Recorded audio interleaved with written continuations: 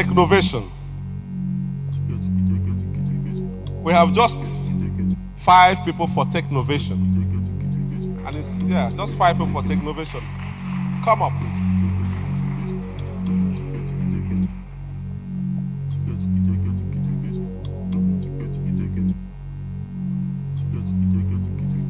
Technovation, just come up. Come up behind me.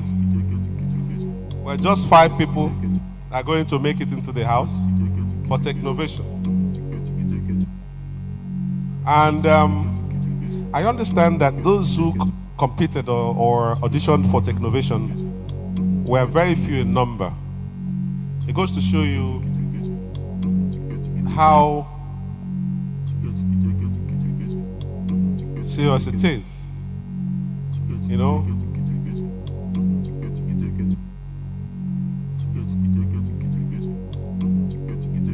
Take a number.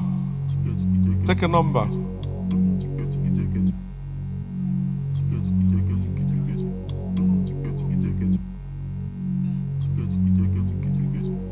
Just take a number.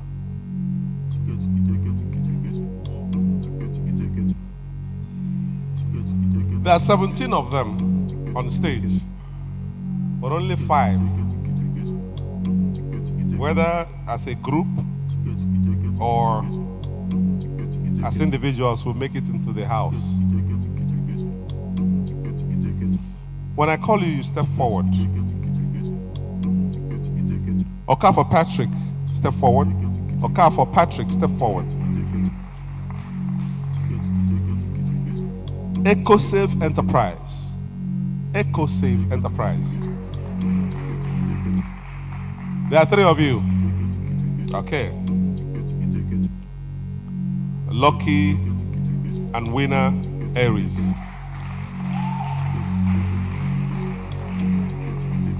Nwata Solomon.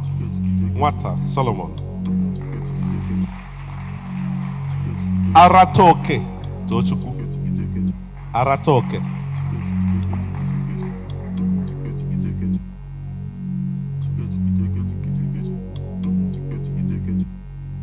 So there are 5 of you as group. That's why we have 5 here. Because some of you are in groups and some are as individuals. Without much ado, you're going into the house to compete in Technovation. So, when you go down, sit on that side where the young man with the Isiago, where he's sitting. Displace him, let him find another seat. Go and sit there and do your Technovation. You know, as you're going this way, gentlemen, you move this way. Gentlemen and ladies, you move this way. Round of applause for them.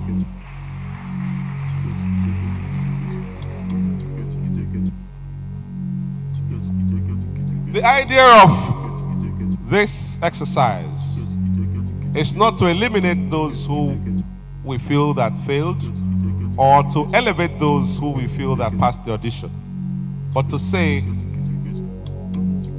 if your turn doesn't come today, it could come tomorrow. I tell you from experience, even as a grade A actor, I have gone for audition, invited from here to Hollywood in 2004, long time ago. I auditioned in Hollywood for the film that came out and became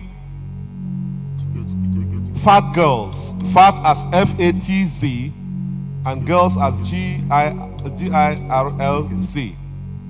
You know the movie. They used Two-Face music as part of the soundtrack. I auditioned for that movie. They sent the script to me via email in Nigeria. And I went to Hollywood for that audition, 2004. That would have been my breaking into Hollywood. But after the audition, the organizers were in a quandary because they called me and said, Bob, you did so well. But why didn't I get the role, any role there? It was because of my immigration status. My visa was what they call B1, B2, which is visitor's visa, that doesn't allow you to work, do anything that will earn you money in the United States of America. They protect their own. I'm telling you this life story so that I can help you in your life. I felt bad, but I told myself something. They told me the truth. We can't hire you because you're not qualified by US law to work on US soil. But there's a way around it.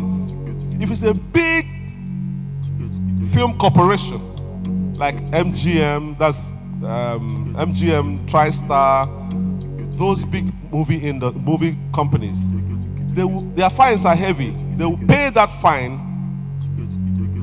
for you to be allowed to work. Why does the American government do that? They don't want to take an employment they can give to their own people and give to another person. And guess what? The story is about 5 Nigerian, young, handsome Nigerian doctors that went on a seminar to the United States. I have the script. And in their hotel, after the seminars and all that, they come back to the hotel and go to the swimming pool to sit down, have a drink. And then Oyibo girls started, Nigerians, forget that we beef ourselves. Nigerian men, guys, we have it. So those girls were coming to, quote and unquote, chase them. That's basically part of the story. But in the end, you have watched the film, you indicated. All the guys who acted the Nigerian doctors were all African Americans. No Nigerian person as per. I ran into some Nigerian guys who were born there. Somebody comes and tell you, oh, about my name is Chukwemeka. That's Chukwemeka. They are lost. So they ended up casting African Americans to play the role of Nigerian people. So the Nigerian flavor English is not there. Like Pidgin, when I say, oh boy, nah, waiting these people they do. It wasn't there. When you watch it, you get angry because you find out that they were trying to speak Nigerian English, but they can't. The law says they cannot give that role to somebody who is not an American citizen or whose visa is not B1, B2. But guess what? Something happened. I was staying in Houston, Texas. I flew to LA to do that, and I flew back. 2 days later, the phone of my host rang, and somebody called back from Hollywood to say they want to speak to me.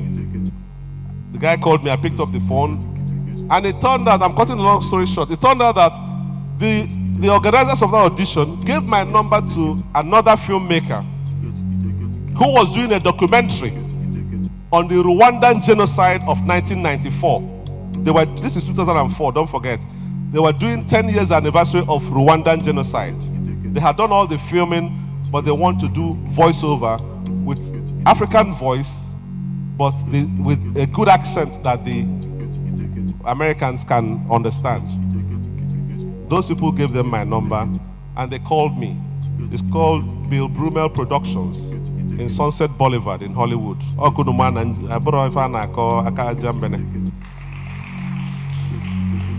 And I flew back and did that voiceover. Maybe because it's voiceover, I won't be seen. I did that voiceover in Hollywood and flew back to Houston before I eventually came back to Nigeria. That documentary is called, you can Google it later, that documentary is called Rwanda, Do Scars Ever Fade? Rwanda, do scars, like when you are wounded, do scars ever fade? Fade, like fading away. By Bill, B-I-L-L, Brumel, B-R-U-M-M-E-L, Bill Brumel Productions, 2004. So I did that, got paid, later I flew back to Nigeria. Since then, I've also done some other productions in US. Different cities and all that. But there's a way around those things. In Nigeria, I've gone for auditions, and even as A-list, they don't call you back. For most of us now, what we go is what they call close audition. That means they call a few people that they feel that can fit into certain roles. But at the end of the day, when they look at the screen tests and it doesn't fit, they won't call you back. So if you're not among those going into the house now, try again. I have met some people in the course of my Anchoring Good Ultimate Search who will tell me when they get into the jungle, Uncle Bob, this was not my first time of trying to be in Good Ultimate Search. This wasn't even my second. Some will say this is even my third. In the end, they get into the jungle. Some of them will win millions, and win the prize vehicle. There's always another chance. Okay? And for those of you who are getting into the house, one person will win in singing. One person will win in acting. One person will win in dancing. One person will win in Technovation.